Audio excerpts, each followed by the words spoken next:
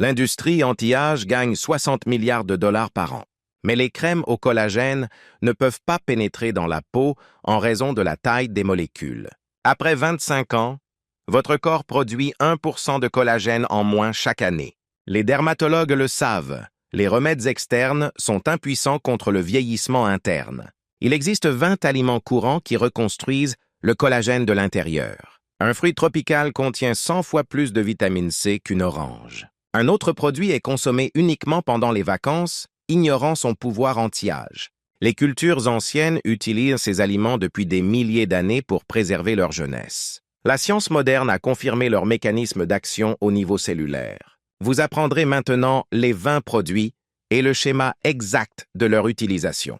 Nos ancêtres préparaient du bouillon d'os il y a 20 000 ans, bien avant l'avènement de l'agriculture. Des découvertes archéologiques en Europe montrent que les peuples anciens faisaient bouillir les os sur un feu, comprenant intuitivement leur pouvoir de guérison. Lorsque des os d'animaux sont mijotés à feu doux pendant 12 heures, un miracle biochimique se produit. Les fibres de collagène se décomposent en gélatine, puis en acides aminés individuels, glycine, proline et hydroxyproline. Ces trois composés sont les éléments constitutifs exacts du collagène humain. Votre corps les reconnaît instantanément et les envoie à la peau, aux articulations, aux tendons et aux parois intestinales pour réparer les tissus endommagés. Une étude publiée dans la revue Nutrients a révélé que les femmes qui consommaient des peptides de collagène pendant 8 semaines présentaient des améliorations mesurables de l'élasticité de la peau. Le bouillon d'os fournit les mêmes peptides, mais sous une forme naturelle et entière. La médecine chinoise utilise le bouillon d'os pour traiter les articulations et les reins depuis plus de 3000 ans.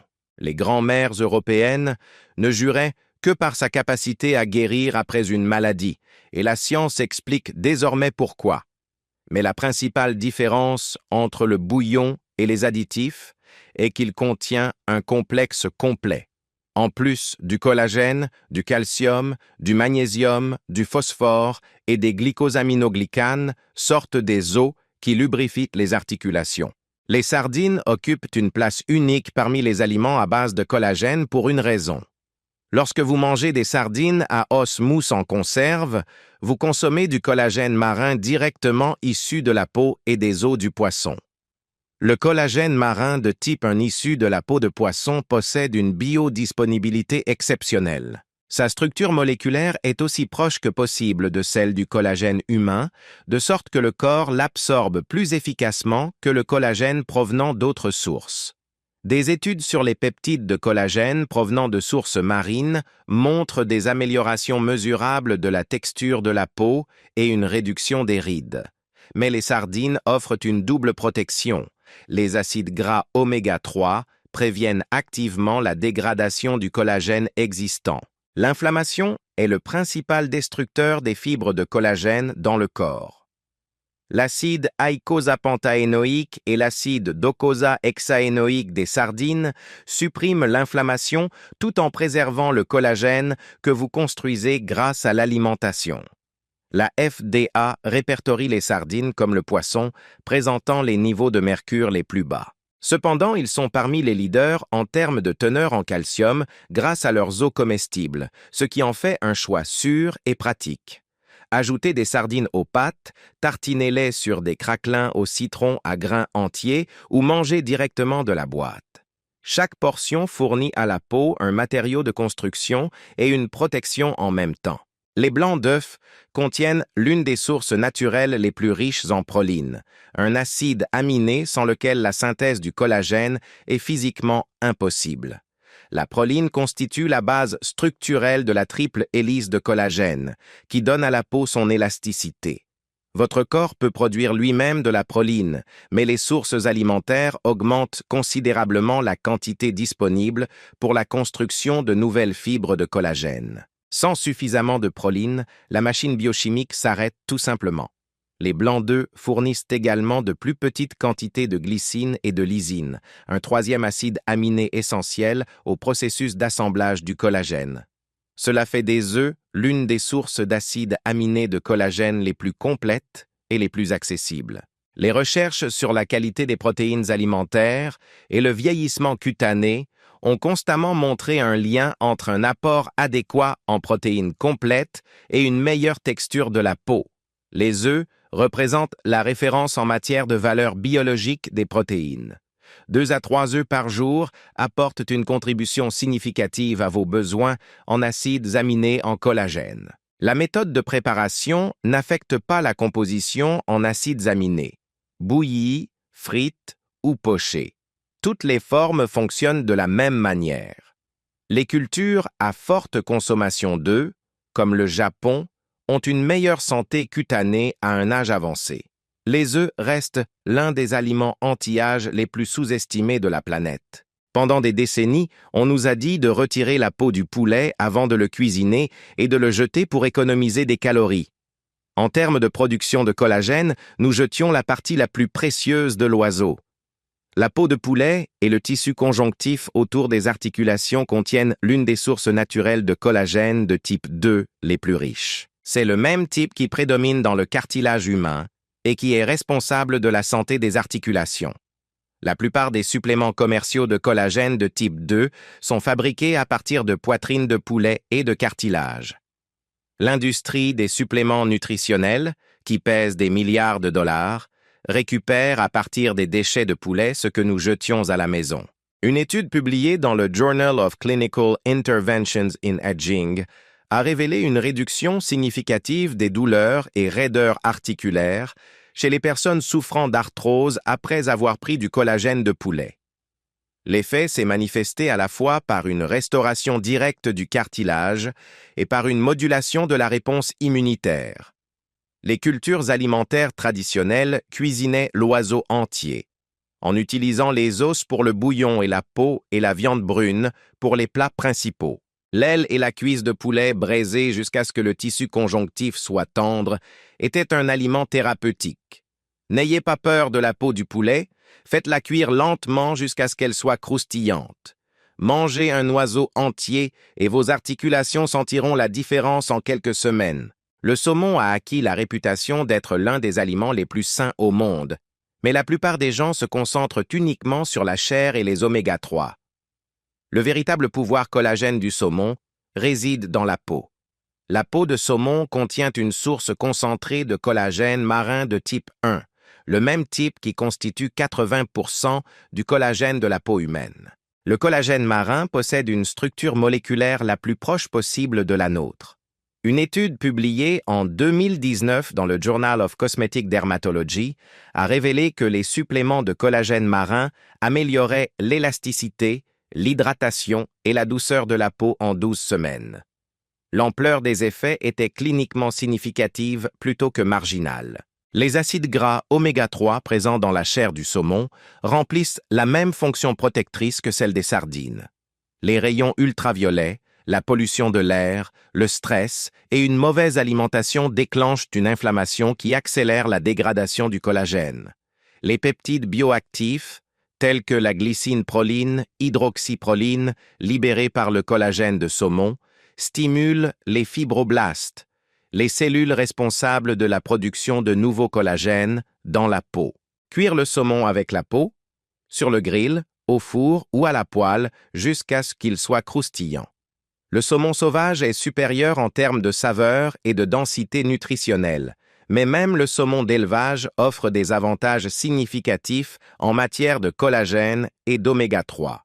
Les oranges, les citrons, les pamplemousses et les citrons verts sont réputés pour leur teneur en vitamine C et pour la production de collagène, cette réputation est bien justifiée. Sans vitamine C, tout le processus de synthèse du collagène s'arrête au niveau biochimique. La synthèse du collagène est un processus en plusieurs étapes qui nécessite que l'enzyme prolyl hydroxylase convertisse la proline en hydroxyproline. Cette enzyme dépend entièrement de la vitamine C et sans elle, les fibres de collagène stables ne peuvent tout simplement pas se former. L'histoire du scorbut chez les marins du XVIIIe siècle illustre de façon dramatique cette relation. La marine britannique a perdu des milliers d'hommes à cause de saignements de gencives, de blessures non cicatrisées et de vieilles cicatrices désintégrées. Autant de symptômes de dégradation du collagène. Lorsque les Britanniques ont commencé à emporter des citrons et des limes sur leurs voiles, le taux de mortalité dû au scorbut est tombé à presque zéro. La vitamine C a littéralement sauvé des vies en rétablissant la capacité du corps à produire du collagène pour la guérison et l'intégrité structurelle. Une orange moyenne fournit 70 mg de vitamine C, ce qui couvre vos besoins quotidiens. Mais les recherches sur la santé de la peau et la synthèse du collagène suggèrent que les doses optimales sont de 200 à 500 mg par jour. Pressez un citron dans votre eau chaque matin, mangez une orange comme collation ou ajoutez du pamplemousse à votre petit déjeuner. Les agrumes ne sont pas seulement un aliment sain, ils constituent un interrupteur biologique pour l'ensemble du système de production de collagène. L'amla ou groseille indienne est utilisé dans l'Ayurveda depuis plus de 3000 ans comme tonique rajeunissant pour la peau, les cheveux et le tissu conjonctif. Les textes anciens le décrivent comme le rasayana, une substance qui prolonge la jeunesse et la vitalité. L'analyse biochimique moderne explique pourquoi les guérisseurs traditionnels accordaient une telle valeur à ce fruit discret. L'amla contient 20 à 30 fois plus de vitamine C qu'une orange, gramme pour gramme. Mais ce qui rend l'amla unique, c'est la stabilité de sa vitamine C. La plupart des sources de vitamine C sont dégradées par la chaleur, la lumière et le temps, et la vitamine C contenue dans l'amla est liée au tanin, ce qui la rend extrêmement résistante à la dégradation. Lorsque vous faites bouillir l'amla, la séchez ou la transformez en poudre, elle conserve une proportion de vitamine C beaucoup plus élevée que les autres sources. Cela signifie une livraison fiable de catalyseurs de collagène toute l'année. La recherche clinique sur l'amla se développe en quantité et en qualité. Des travaux publiés dans l'International Journal of Food Science and Nutrition ont révélé que la consommation régulière d'amla réduit les marqueurs du stress oxydatif et favorise une peau saine. La poudre d'amla peut être trouvée dans les épiceries indiennes, les magasins d'aliments naturels et en ligne. Mélangez-le à des smoothies, de l'eau ou du yaourt pour une dose concentrée de la vitamine C la plus stable de la nature. L'acérola est un petit cerisier rouge vif, originaire des Caraïbes et de l'Amérique centrale tropicale. Extérieurement, il a l'air tout à fait ordinaire. De la taille d'une grosse cerise, au goût légèrement aigre, rien ne trahit sa force exceptionnelle. Mais gramme pour gramme d'acérola contient de 1000 à 4500 mg de vitamine C pour 100 g de fruits. En comparaison, une orange contient 53 mg pour 100 g. L'acérola ne se contente pas de surpasser ses concurrents. Elle gagne d'un ordre de grandeur. Certaines variétés contiennent 50 à 100 fois plus de vitamine C que les oranges. Ce n'est pas une exagération, mais une réalité biochimique documentée. Ceci est d'une grande importance pour la production de collagène. La vitamine C est le facteur limitant de la synthèse du collagène et une plus grande quantité de vitamine C disponible signifie une plus grande capacité à produire du collagène. Les communautés traditionnelles des Caraïbes et du Brésil utilisent depuis longtemps l'acérola comme aliment et remède populaire pour soutenir l'immunité, la cicatrisation des plaies et la santé de la peau. La recherche ethnobotanique moderne confirme ces usages traditionnels. L'acérola est disponible sous forme de pulpe congelée dans les magasins d'Amérique latine, sous forme de poudre en ligne et dans les magasins de produits naturels, et de plus en plus sous forme de suppléments. Si vous souhaitez passer de la vitamine C synthétique à un aliment complet doté d'une biodisponibilité supérieure, l'acérola est la réponse. L'ail apparaît dans toutes les conversations sur la santé et la nutrition pour une raison, mais son mécanisme spécifique de soutien du collagène n'est presque jamais évoqué. L'ail est riche en soufre, un minéral qui joue un rôle essentiel dans la production et la protection du collagène. La molécule de collagène est retenue en partie par des liaisons croisées contenant du soufre entre les chaînes protéiques. Ces liaisons confèrent au collagène une résistance à la traction, c'est-à-dire la capacité de résister à l'étirement et à la déchirure. Sans suffisamment de soufre, les fibres de collagène deviennent faibles et sujettes à des dommages. L'ail contient également de l'allicine et des composés apparentés qui inhibent les enzymes métalloprotéinases matricielles. Ces enzymes décomposent naturellement le collagène dans le cadre du renouvellement des tissus. Lorsque les métalloprotéinases deviennent hyperactives en raison d'une inflammation, de dommages causés par les ultraviolets ou du vieillissement, elles accélèrent la perte de collagène. Les composés actifs de l'ail aident à les garder sous contrôle. Les recherches cliniques sur l'ail sont approfondies et montrent des bienfaits pour la santé cardiovasculaire, la fonction immunitaire et la tension artérielle. Toutes ces conditions, lorsqu'elles sont mal gérées, accélèrent le vieillissement systémique, y compris le vieillissement cutané. Mangez l'ail cru autant que possible, car l'allicine est la plus biodisponible avant la cuisson. Écrasez-le. Laissez-le se transformer quelques minutes par voie enzymatique, puis utilisez-le dans les vinaigrettes, les sauces et les marinades. Les épinards, le cala, les blettes et le chou frisé continuent d'apparaître dans toutes les études de longévité et anti-âge. Leur contribution à la santé du collagène est plus profonde que la plupart des gens ne le pensent. En plus d'une excellente teneur en vitamine C, les légumes-feuilles contiennent de la chlorophylle, un pigment vert qui contrôle la photosynthèse. La recherche montre que la chlorophylle peut augmenter les précurseurs de la production de collagène dans les cellules de la peau. Une étude publiée dans le Journal of Clinical Nutrition a révélé que la chlorophylle alimentaire augmentait les niveaux de procollagène dans la peau et présentait des effets protecteurs solaires au niveau cellulaire. Il s'agit d'un domaine de recherche en pleine croissance, avec des premiers résultats intrigants. Les légumes-feuilles sont également riches en lutéine et en zéaxanthine, des caroténoïdes qui protègent les cellules de la peau du stress oxydatif ultraviolet. Ils apportent de la vitamine K pour la carboxylation des protéines impliquées dans la structure des os et de la peau. Le magnésium contenu dans les légumes verts est nécessaire à des centaines de processus enzymatiques, y compris ceux impliqués dans la synthèse des protéines. Sans magnésium adéquat, tout le métabolisme des protéines, y compris la production de collagène, fonctionne en dessous des niveaux optimaux. Mangez quotidiennement de grandes quantités de légumes-feuilles, crus dans les salades, sautés dans l'huile d'olive et l'ail ou mélangés à des smoothies. Chaque portion fournit un soutien complet en collagène, depuis l'approvisionnement en matières premières jusqu'à la protection contre les dommages. Les myrtilles, les fraises, les mûres et les framboises ne sont pas seulement des fruits délicieux, elles font partie des protecteurs les plus puissants de vos réserves de collagène existantes. L'idée clé est que la production de collagène ne représente que la moitié de l'équation. L'autre moitié protège le collagène des rayons ultraviolets, de l'inflammation, de la glycation due à une glycémie élevée et du stress oxydatif dû aux toxines environnementales. Pour ralentir le processus de vieillissement de la peau, vous devez protéger ce que vous avez construit aussi activement que vous en construisez de nouveau. Les baies sont riches en anthocyanes, les pigments violets et rouges qui leur donnent leur couleur. Les anthocyanes font partie des antioxydants les plus puissants présents dans tous les aliments, neutralisant les radicaux libres avant qu'ils n'attaquent les fibres de collagène. La recherche montre que les anthocyanes suppriment également les voies inflammatoires qui déclenchent les métalloprotéinases, les mêmes enzymes qui brisent le collagène et que l'ail affecte.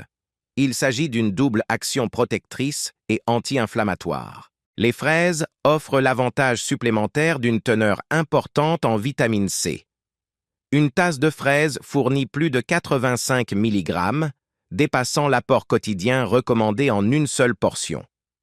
Une étude publiée dans le Journal of Agricultural and Food Chemistry a démontré que les anthocyanes des baies inhibaient la dégradation du collagène dans les modèles de tissus cutanés. La protection était mesurable et dépendait de la dose. Plus de baies signifiait plus de protection. Les petites graines de citrouille vertes légèrement noisettes sont faciles à ignorer, mais si votre production de collagène est sous-performante, une carence en zinc peut en être l'une des causes les plus courantes. Et les graines de citrouille sont l'une des meilleures sources alimentaires de zinc. Le zinc est nécessaire à l'activité des enzymes qui synthétisent le collagène. Il sert de cofacteur à la prolyl hydroxylase, la même enzyme activée par la vitamine C, et à d'autres enzymes impliquées dans la réticulation et la stabilisation du collagène. La prévalence mondiale de la carence en zinc est étonnamment élevée et on estime qu'elle touche plus de 2 milliards de personnes dans le monde. Les symptômes d'un statut sous-optimal en zinc comprennent une cicatrisation lente des plaies, une peau rugueuse et une fonction immunitaire altérée. Tous ces symptômes se chevauchent de manière significative avec le vieillissement cutané accéléré, car le zinc est essentiel au renouvellement cellulaire de la peau, à la régulation des réponses inflammatoires et à l'intégrité de la barrière cutanée. Une portion de 28 grammes de graines de citrouille contient environ 2 mg et demi de zinc. Une contribution significative aux 8 à 11 mg par jour recommandés pour les adultes. Faites-les légèrement griller et ajoutez-les aux salades, aux soupes, aux bols de céréales ou mangez-les par poignées avec des baies. Elles font partie des graines les plus denses sur le plan nutritionnel et effectuent un travail essentiel pour la voie de réticulation du collagène. La plupart des gens connaissent les noix de cajou comme une source de graisse saine et de protéines végétales satisfaisantes. Mais les noix de cajou jouent un rôle essentiel dans la production de collagène dont presque personne ne parle. Ils constituent l'une des meilleures sources alimentaires de cuivre. L'une des dernières étapes de la synthèse du collagène, la réticulation des fibres de collagène individuelles en réseaux de collagène stables et solides, nécessite l'enzyme lysyl oxydase. Cette enzyme dépend entièrement du cuivre et ne peut fonctionner sans lui. Sans cuivre, les chaînes de collagène nouvellement synthétisées ne peuvent pas être correctement réticulées en fibres organisées qui confèrent à la peau structure et élasticité. Une carence en cuivre peut perturber cette étape critique et conduire à une fragilité du tissu conjonctif. La maladie de Menkes, une maladie génétique rare du métabolisme du cuivre, illustre de manière spectaculaire l'importance du cuivre dans la formation du tissu conjonctif. Les patients développent une peau lâche, des articulations faibles et une mauvaise cicatrisation des plaies, autant de symptômes d'une réticulation défectueuse du collagène. Une portion de 30 grammes de noix de cajou fournit environ 6 dixièmes de milligramme de cuivre, soit environ 67% de l'apport quotidien recommandé. Ils contiennent également du magnésium, du fer et du zinc en quantités importantes. Ajoutez des noix de cajou au sauté, mélangez-les à des sauces crémeuses ou mangez-les par poignées comme collation pour stimuler les voies de réticulation du collagène. Ils font un travail qu'aucune autre collation conventionnelle ne fait aussi bien. Si les baies sont les gardes du corps du collagène contre les attaques oxydatives, alors les avocats sont un bouclier contre une autre menace, la peroxydation lipidique et la destruction des membranes adipeuses entourant les cellules de la peau.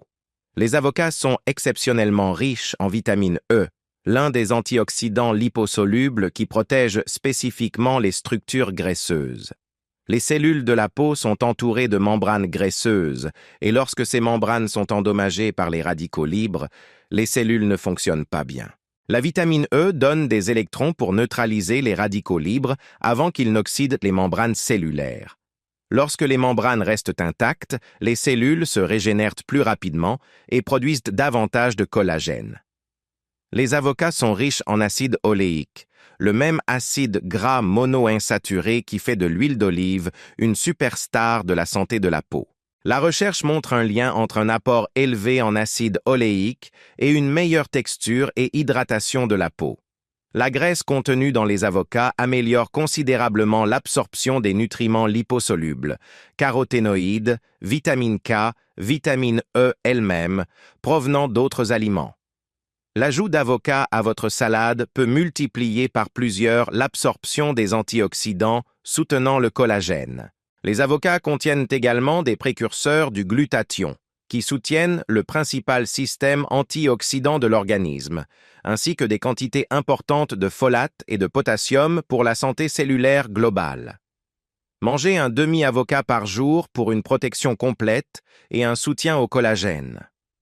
Les tomates méritent une place dans votre alimentation quotidienne, précisément en raison de leur action pour protéger la peau de l'un des plus grands ennemis du collagène, le soleil.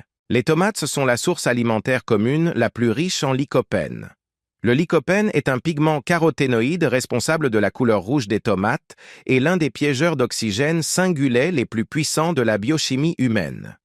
L'oxygène singulet est une espèce réactive générée lorsque la lumière ultraviolette frappe les tissus cutanés. Une étude historique publiée dans le British Journal of Dermatology a révélé que les participants qui consommaient quotidiennement de la pâte de tomate pendant 12 semaines présentaient beaucoup moins de dommages cutanés induits par les UV que le groupe témoin. La protection représentait une réduction de 33% de la réponse aux coups de soleil et était mesurable au niveau des tissus. Un autre corps de recherche établit un lien entre des niveaux plus élevés de lycopène dans la peau, une meilleure texture de la peau et moins de rides. Le lycopène ne remplace pas la crème solaire, mais assure une protection biologique interne qui réduit considérablement l'attaque oxydante des rayons ultraviolets sur le collagène. Une chose importante à savoir sur les tomates, le lycopène devient considérablement plus biodisponible lorsque les tomates sont cuites et consommées avec de la graisse. La sauce tomate, les tomates rôties à l'huile d'olive et les tomates séchées au soleil fournissent beaucoup plus de lycopène utilisable que les tomates crues. Nous avons parlé des agrumes comme d'une célèbre source de vitamine C, mais voici un fait qui surprend vraiment la plupart des gens. Les poivrons rouges contiennent beaucoup plus de vitamine C que les oranges. Un poivron rouge moyen fournit environ 190 mg de vitamine C, soit environ 2 fois plus qu'une orange moyenne. En plus de la vitamine C, les poivrons rouges sont riches en bêta-carotène, qui est convertie en vitamine A dans l'organisme. La vitamine A est essentielle au renouvellement des cellules cutanées et à la production de nouvelles cellules cutanées, ces cellules qui deviendront éventuellement la couche superficielle de la peau que vous voyez et sentez. Sans une quantité adéquate de vitamine A, le renouvellement des cellules cutanées ralentit. Les cellules existantes accumulent les dommages et la qualité globale de la surface cutanée se dégrade. La combinaison de vitamine C massive pour activer la synthèse du collagène et de vitamine A pour soutenir un environnement de renouvellement cellulaire sain fait des poivrons rouges un aliment à double collagène. Les poivrons sont également riches en quercétine, un flavonoïde aux propriétés anti-inflammatoires et antioxydantes, et en lutéoline, qui est étudié pour sa capacité à protéger contre les dommages cutanés induits par les UV.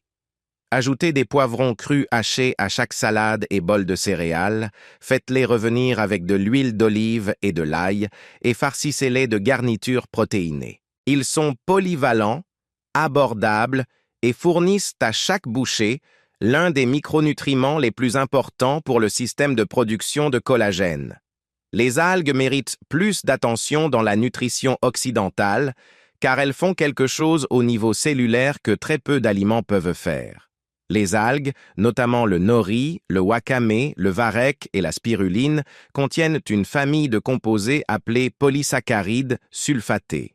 Des recherches ont montré que ces composés peuvent réellement stimuler l'activité des fibroblastes, les cellules de la peau responsables de la production de collagène. Dans les cultures cellulaires et les études animales, les extraits d'algues ont augmenté la synthèse du collagène. L'étude, publiée dans Marine Medicine, a démontré que des polysaccharides spécifiques issus d'algues brunes inhibaient les enzymes dégradant le collagène tout en favorisant la synthèse de nouveaux collagènes, une double action particulièrement intéressante pour la recherche anti-âge. Outre les mécanismes spécifiques du collagène, les algues constituent l'une des sources alimentaires les plus riches en iode, qui soutient la fonction thyroïdienne. Les hormones thyroïdiennes régulent directement le taux métabolique et le renouvellement des cellules cutanées. L'hypothyroïdie, même subclinique, est fortement associée à une peau sèche et fine et à une mauvaise cicatrisation des plaies. Les algues fournissent également du fucoïdane, un composé aux propriétés anti-inflammatoires étudié pour son rôle potentiel dans la cicatrisation des plaies. Ajoutez du nori séché à vos plats. Ajoutez du wakame à la soupe miso. Essayez la poudre de spiruline dans les smoothies. Les algues sont l'un des rares aliments capables de stimuler activement vos cellules productrices de collagène. Nous avons atteint le numéro 19 et c'est l'aliment que j'ai mentionné au début. celui que la plupart des gens ne mangent que lors d'occasions spéciales, sans se rendre compte du pouvoir nutritionnel qu'ils consomment. Les huîtres contiennent plus de zinc par portion que tout autre aliment sur Terre. Une portion de 6 huîtres crues fournit environ 32 mg de zinc, soit près de 3 fois l'apport quotidien recommandé pour un adulte. C'est extraordinaire étant donné le rôle critique du zinc dans la synthèse du collagène. Non seulement le zinc soutient les enzymes de synthèse du collagène, mais les huîtres sont également riches en cuivre, qui soutient la voie de réticulation de la lysyl'oxydase. Ils constituent une source complète de protéines contenant de la glycine, de la proline et de l'hydroxyproline, les véritables acides aminés constitutifs du collagène. Les huîtres contiennent des acides gras oméga 3, sont l'une des sources alimentaires les plus riches en vitamine B12 et fournissent une quantité importante de fer et de sélénium. Essentiellement, les huîtres fournissent un ensemble concentré de précurseurs de collagène, de cofacteurs et d'antioxydants protecteurs. Les cultures traditionnelles qui consommaient régulièrement des huîtres, les communautés côtières d'Asie, d'Europe et des Amériques, avaient l'intuition que les coquillages conservaient leur vitalité et leur force. La science moderne a déterminé exactement pourquoi il en est ainsi. Frais, fumés, en conserve. Toutes les formes ont une valeur nutritionnelle. Vous n'êtes pas obligé de manger des huîtres tous les jours. Même 1 ou 2 fois par semaine fournit un soutien en zinc qu'aucun produit à base de plantes ne peut égaler. Nous avons couvert les sources de collagène animal, les activateurs de vitamine C, les cofacteurs de zinc et de cuivre. Nous arrivons maintenant à un groupe alimentaire qui fournit quelque chose qui manque en quantité suffisante aux autres sources, la lysine. La lysine est le 3e acide aminé essentiel à la synthèse du collagène avec la glycine et la proline. Votre corps utilise la lysine pour construire la chaîne de collagène, puis l'hydroxyle en hydroxylysine, une autre forme modifiée nécessaire à la réticulation stable du collagène. Les haricots noirs, les haricots rouges, les pois chiches, les lentilles et les edamame sont tous d'excellentes sources de lysine. Ceci est particulièrement important pour les personnes suivant un régime à base de plantes, car la lysine est l'acide aminé limitant présent dans la plupart des céréales. Les régimes riches en céréales sans légumineuses peuvent être déficients en lysine nécessaire pour soutenir pleinement la production de collagène. Les recherches sur la consommation de légumineuses montrent systématiquement des liens avec une meilleure santé métabolique et une réduction de l'inflammation. Les fibres contenues dans les légumineuses nourrissent des bactéries intestinales bénéfiques qui produisent des acides gras à chaîne courte qui réduisent l'inflammation systémique. Et une inflammation réduite signifie une dégradation réduite du collagène. Les légumineuses sont également riches en manganèse, un minéral qui agit comme cofacteur d'une enzyme impliquée dans la formation de la matrice de collagène du cartilage. Soupe aux haricots noirs, chili aux haricots rouges, ragoût de lentilles, chaque portion apporte de la lysine au cœur de la machine à fabriquer du collagène. Et maintenant, nous avons atteint le numéro 20. Un produit que j'ai gardé pour la fin car il représente le lien le plus direct possible entre l'alimentation et le collagène. La gélatine est essentiellement du collagène. La gélatine est ce que vous obtenez lorsque vous cuisinez du collagène. Les longues chaînes protéiques triples hélicoïdales du collagène sont décomposées par la chaleur en chaînes peptidiques plus courtes, et c'est la gélatine. Lorsque le bouillon d'os prend au réfrigérateur, c'est de la gélatine. La gélatine est du collagène qui a déjà été partiellement décomposé sous une forme que votre système digestif peut gérer plus facilement. Lorsque vous mangez de la gélatine, vos intestins absorbent des chaînes peptidiques de courtes séquences d'acides aminés contenant des fragments hydroxyproline. La recherche montre que ces fragments spécifiques agissent comme des signaux envoyés à vos cellules fibroblastiques, les stimulant à augmenter leur propre production de collagène. Vous ne vous contentez pas de fournir des matériaux de construction. Vous pouvez envoyer des signaux biologiques qui activent le processus de construction lui-même. Un essai contrôlé randomisé publié dans l'American Journal of Clinical Nutrition a révélé que les athlètes qui consommaient de la gélatine avant l'exercice présentaient des taux de synthèse de collagène dans les tendons et les cartilages significativement plus élevés que le groupe témoin. L'effet a été significatif. Il a pratiquement doublé les marqueurs de la synthèse du collagène. La poudre de gélatine inodore peut être ajoutée à l'eau tiède, au café, au thé, aux smoothies, aux soupes et aux sauces. Il s'agit du produit à base de collagène le plus biodisponible, directement utilisé et scientifiquement prouvé de cette liste. Si vous êtes arrivé jusqu'ici, vous venez de recevoir un plan complet de nutrition en collagène, soutenu par la science sous tous les angles. Permettez-moi de vous laisser avec un plan d'action clair que vous pouvez mettre en œuvre dès demain. Construisez du collagène de l'intérieur vers l'extérieur avec des sources directes, bouillon d'os, gélatine, peau de poulet, sardines, saumon, blanc d'œuf et huîtres. Ces produits fournissent le collagène lui-même ou ses précurseurs immédiats d'acides aminés. Activez la machine de synthèse de collagène avec de la vitamine C issue d'agrumes, de poivrons, d'acérola et d'amla. Sans vitamine C, tout le système de production de collagène s'arrête au niveau biochimique.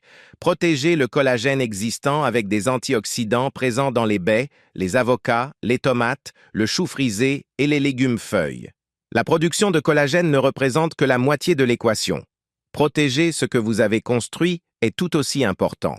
Fournir les cofacteurs minéraux requis par les enzymes de collagène grâce aux graines de citrouille, aux noix de cajou, aux huîtres et à l'ail. Le zinc, le cuivre et le soufre ne sont pas facultatifs. Ils sont absolument nécessaires pour mener à bien le processus. Posez votre base d'acides aminés avec des légumineuses et des œufs. La lysine des légumineuses et la proline des œufs fournissent les éléments constitutifs que votre corps assemble en fibres de collagène. Il ne s'agit pas d'un protocole de supplémentation, c'est d'une stratégie nutritionnelle accessible à tous, à tout âge, dès aujourd'hui.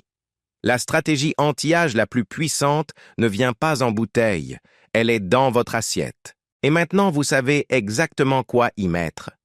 Cliquez sur « J'aime » si cette vidéo a changé votre perception de la nourriture dans votre assiette. Laissez un commentaire ci-dessous et dites-moi quel produit vous a le plus surpris. Êtes-vous Team Bone Broth, Team Acerola ou Team Oyster? J'ai lu chaque commentaire et j'adore avoir de vos nouvelles. Écrivez lequel de ces 20 aliments vous mangez déjà quotidiennement sans connaître son pouvoir en collagène. Si vous n'êtes pas encore abonné à cette chaîne, appuyez sur le bouton d'abonnement et sur la cloche pour ne manquer aucune vidéo. Nous construisons une communauté qui prend la nutrition au sérieux, fondée sur des données probantes, pratiques et profondément liées au fonctionnement réel du corps. Parce que la stratégie anti-âge la plus puissante ne vient pas dans une bouteille, elle vient dans votre assiette. Et maintenant, vous savez exactement quoi y mettre. Partagez cette vidéo avec quelqu'un qui dépense de l'argent en crème coûteuse sans savoir que la solution est dans le réfrigérateur. Rendez-vous dans la prochaine vidéo où nous continuerons à explorer les liens entre la vraie nourriture et la vraie santé.